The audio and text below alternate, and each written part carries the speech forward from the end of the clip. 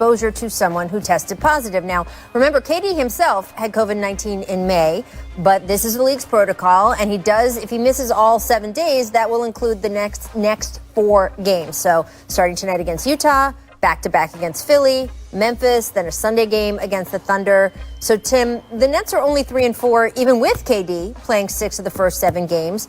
What do you feel the Nets should be focusing on over the next week without their leading scorer?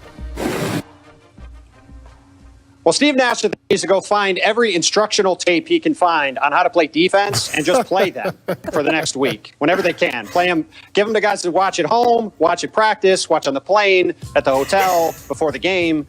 This team needs to start guarding people.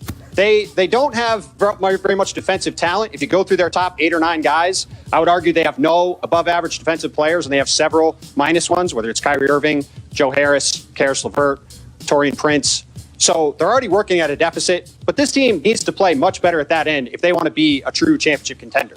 If you go over the last decade, no team other than the Golden State Warriors has been outside the top 10 in defensive efficiency. And the Warriors in 2018 were 11th in defensive efficiency. That was a team, I think we'd all agree, that had a lot more defensive talent than being outside of the top 10. This team does not have that. They have to get much, much better at that end, I think, if they want any chance of being an elite team in the East. Yeah, and look, I think Kevin Durant's best defensive years came when he was in Golden State, and that's because of the clear principles, the style of defense. He was motivated.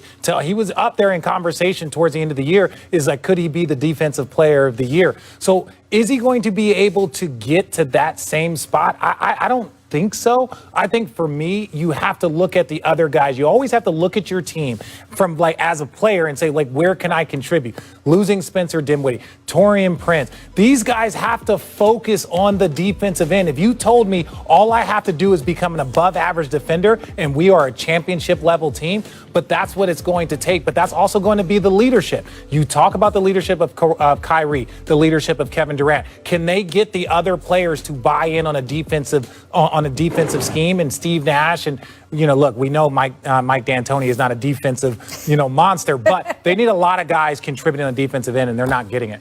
Yeah, you don't have to have individual great defensive players to have a great defensive team. You just need a great infrastructure on defense. I mean, my Boston Celtics team, we didn't have individual great defenders outside of Kevin, but we had a system in place. But also, I've been watching the Nets this year, and I think they have to do a better job at staggering their stars, too. Mm-hmm. I think Kevin or Kyrie needs to play with the second unit. I also believe Jared Allen should be starting. I mean, I think he's a huge key to what they do defensively. And so I think it's just minor tweaks in what they need to do with their lineup as far as staggering minutes with your stars, getting more time, trying to find more minutes for Jared Allen in that starting lineup also. And I think that'll help their defensive performance moving forward. Tim, what's the politics right now on Jared Allen starting? Well, DeAndre Jordan is friends with Kevin Durant and Kyrie Irving, so he is starting. There's little doubt to me that Jared Allen is the far better player, and he should be starting, and Paul is right. I'm sure Richard would agree, whether he'll say it or not. And it just doesn't seem like it's going to be the case, and that's to Paul's point. That's one of the tweets that should happen. It's all about who your friends. It's all about who you. It's all about who your friends. Why are you pointing at me? Anyways.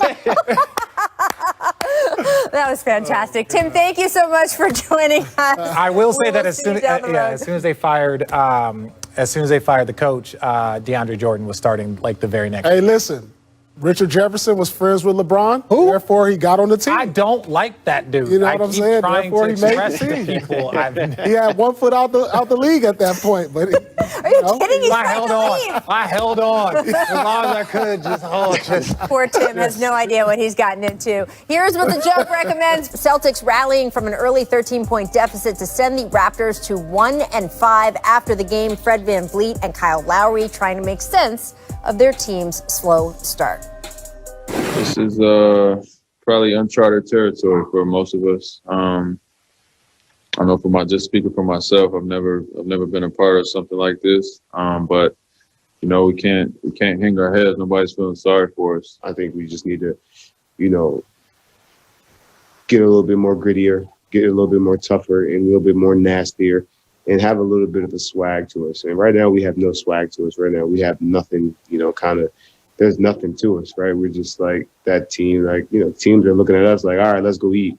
And that's not a good feeling. Tim, I mean, we're only 2 weeks into the season, and again, I want to make the point. These guys are playing in Tampa. I mean, they have been displaced more than any other team due to coronavirus. But how concerned are you about the Raptors right now? I'm really concerned, Rachel. I thought that game last night with the Celtics starting Tremont Waters here at point guard, without Marcus Smart, without Kemba Walker, playing on a back-to-back, having played in Detroit the day before, that felt like a game for Toronto to get right. You know, get a nice win at home, or at least their temporary home, before going out on this 4-game West Coast trip and around the team. Instead, it was the exact opposite. Fleet and Kyle Lowry said after the game, Nick Nurse, the coach of the Raptors, went basically through every bench player on the team other than Chris Boucher and said that they were not playing good enough. Aaron Baines, the starting center, got Pascal Siakam continues to look lost. So, yeah, I'm very concerned about the Raptors. It is only 2 weeks into the season, but this team does not look anything like the top of the East team that it was supposed to be coming into the season. Well, look, my thing about this team is that, look, last year when they won 15 games in a row, they were overachieving, right? Like, that wasn't probably them. They were a very good team. I think where they finished in the bubble is probably where they should have, especially given their expectations at the beginning of the year. But then now this year, I think they're just underachieving. They're not a team that should be finished second in the conference, and they're not a team that should be 1-5. So they have a lot of guys that aren't shooting the ball well, particularly well. Powell is not shooting the ball well. I think with a leadership like Kyle Lowry, they're going to be fine. But the last part is, do not underestimate losing Marc Gasol and Serge Ibaka. Yeah. Like, do not underestimate. You look at what Marc Gasol, him and LeBron James have an amazing pairing right now, and then you add that the way Serge has fit with the Clippers. So you can't look at those two guys and say these guys are fitting great with championship teams and think that Toronto's not going to have a drop without them. Yeah, absolutely. 2 starters to a championship team. Well, Paul, let me ask you a question. Toronto keeps being mentioned in the James Harden rumors. Masai Ujiri, remember, took a flyer on Kawhi Leonard, and even though he didn't stay, it paid off for 1 year. Do you think they should kick the tires on that more, Paul? James Harden? I mean, anything they can do to kick the tires in Toronto help. I mean, shoot, but it looked like they pushing that flat tire over there. But they are who I expected them to be. When you lose Kawhi last couple years, you lost Mark and Serge. It may be time to start thinking about trading Kyle Lowry. I mean, he's an aging vet who still can bring some value to a veteran team. Siakam he's one of the ones playing well at this start. Yeah, he's playing solid. Siakam has been struggling. Yes. I mean, but he's their young star. He's who they have invested in, and start building around him.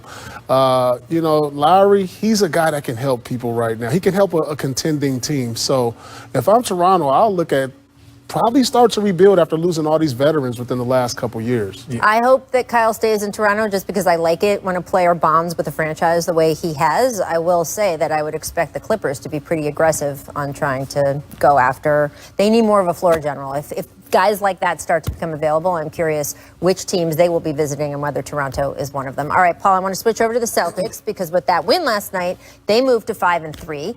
How encouraged are you by their start? Well, I'm very encouraged for the simple fact you don't have one of your star leaders in Kemba Walker.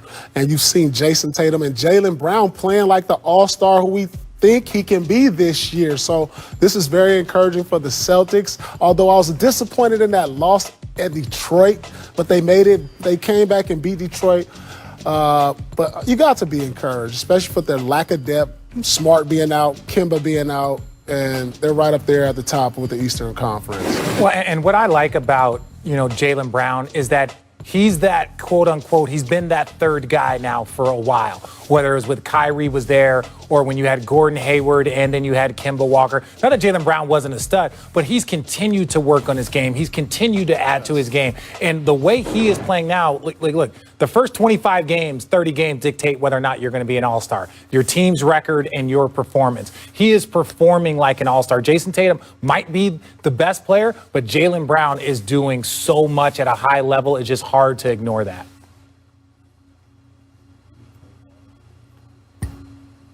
The way Jaylen Brown has played. Coming into this season, he said that he wanted to take on the responsibility that came with Gordon Hayward leaving in free agency and with Kemba Walker being out. And he's done that and then some. I mean, he's been, in my opinion, one of the best players in the league over these first couple weeks of the season. He's getting every clutch basket when Boston needs it, when they get into a funk. And with this lack of depth, as Paul pointed out, with with Kemba out, without Gordon Hayward, relying on a guy like Peyton Pritchard, who had a huge game last night against Toronto. They need Jaylen Brown and Jason Tatum to play like this every single night to win. So far, they've been doing that. I want to switch over to the Nets because Woj reported yesterday that Kevin Durant